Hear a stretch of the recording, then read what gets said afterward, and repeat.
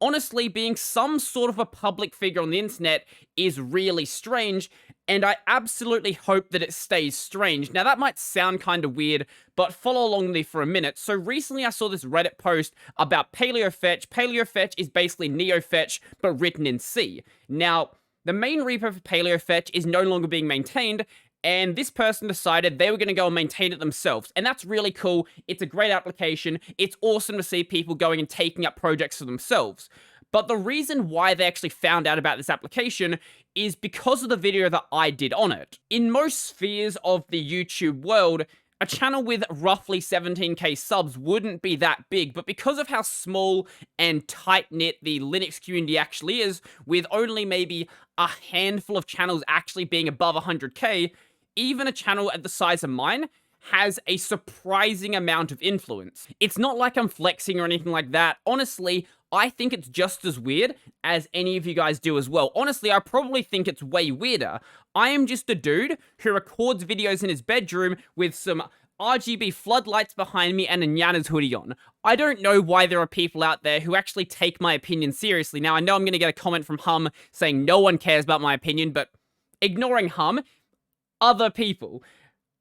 And because there are some people out there who actually do take what I have to say seriously, I think I have to put more effort into the way I'm actually structuring my videos and taking those more seriously as well, because it's not like I don't research the topics that I'm actually looking at when I do my videos, but occasionally I'll leave in mistakes that I just didn't look into, or mistakes that are actually pretty big mistakes that lead to a lot of people misunderstanding what I'm trying to get at. So when I am researching a video, I will usually cross-reference everything I'm trying to look at, unless it's coming from, like, the specific source. Like, if I'm trying to reference some documentation, obviously you can't cross-reference documentation, but if it's something like the Freenode situation or the Audacity situation, I will try to, like, go between different sources to see what other people are actually saying before I form an opinion of my own.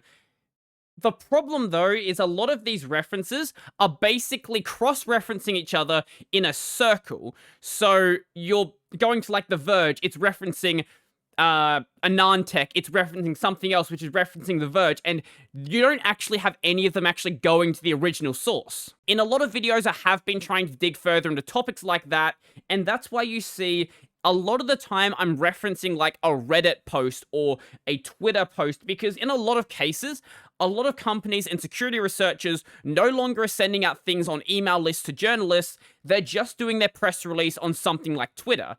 And this is actually really nice for me, because I'm not a journalist, I'm not on those journalist press lists, but I still want to have that original source if I'm going to be talking about it. And I think this is especially important in cases where I'm doing a negative video. Obviously, it's still important in the positive ones, but in the negative videos, the issue you get there is that no matter what I say, there will be people that go to that project or go to that company or go to that person and leave them hate comments, even if I say don't go and do so.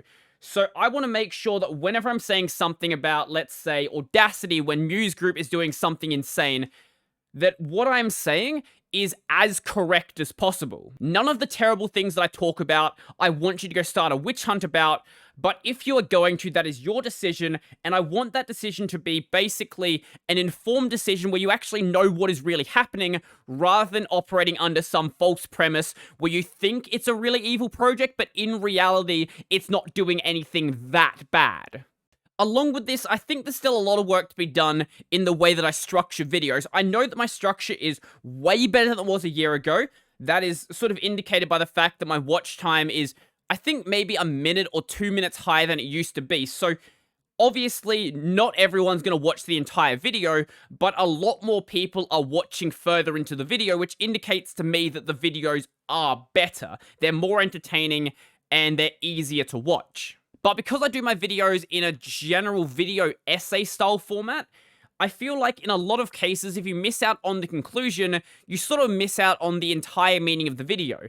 I noticed this in the one I did about maintainers and contributors, where basically I was saying that people in a project need to be communicating with each other. And there were some people who watched that video basically thinking that I was like hating on the maintainer, but that wasn't what I was getting at whatsoever. And I've had a couple of people say to me I should just make my videos considerably shorter, like 3 to 5 minutes long, basically cut out all of the context that I think is incredibly important and just say nothing but what is happening. My argument against this is if you want nothing but what is happening, go read the headline for an article and you'll basically get that. The problem I see with a lot of other videos out there is a lot of videos sort of skip out on that context. In a lot of cases, that context is key to actually understanding what at all is happening. And I want to be there to actually provide that context for people who don't want to go and read, 10 plus articles to work out what's happening. And in cases like the Audacity situation or the Freenode situation, I don't think there's any value making a video saying, oh, this company is evil, they're trying to destroy this project. If you want that, just go to Reddit and read Reddit comments, you'll get exactly that there.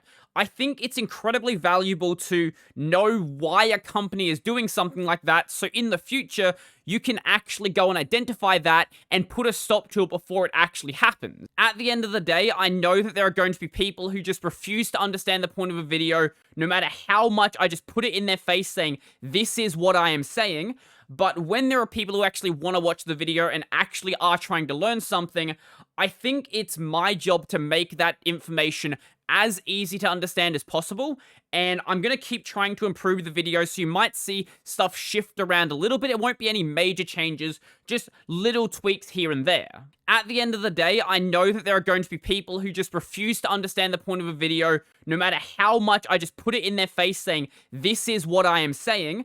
But when there are people who actually want to watch the video and actually are trying to learn something, I think it's my job to make that information as easy to understand as possible, and I'm going to keep trying to improve the video, so you might see stuff shift around a little bit. It won't be any major changes, just little tweaks here and there. One thing I do want to say is a lot of creators out there, especially the ones who like to call themselves influencers, once they start getting any sort of reasonable attention, start to act as if they have like a really big head and act as if they're like above their audience, whether that be in YouTube videos, never respond to comments, whether that be on social media, never responding to people trying to contact them, or in their chat rooms like on Discord, and never being active, just letting it all be managed by their mods. My theory for when this starts happening is when you start thinking that getting attention like this is completely normal. It's not normal, it shouldn't be normal, it's weird, and I hope it stays weird.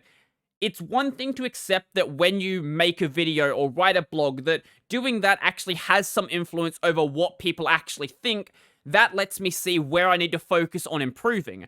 But if someone doesn't know you personally, but they know all about you, that should be weird. That is not a normal situation. And if I ever start acting like that, please do tell me. I really want to know.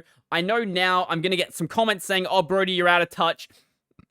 Besides the people who are actually joking, when you are being serious, I do actually want to know about it. That'll be everything for me, and before I go, I would like to thank my supporters. Now, I know I thank these people every single video, so it probably doesn't sound that sincere, but I really do appreciate every single dollar that all of these people want to give me. That is insane. I don't know what I would do without these people supporting the channel. So, a special thank you to Joachim, Donald, Logan, Michael, Andrew, Nathan, David, Carl, Mitchell, Will, Brennan, Chica Bento, Jamie, Joseph, Josh, Peter D, Stephen, Tease Theroux, Tony Tushar, and all of my $2 supporters. If you'd like to support work, the links down below to my Patreon, subscribe star, leave a pay, all that sort of stuff. I've got my podcast, Tech Over Tea, available basically anywhere. I've got a gaming channel called Brody Robson Plays, where I live stream twice a week, and then this channel is available over on Odyssey. That'll be everything for me. And I'm out.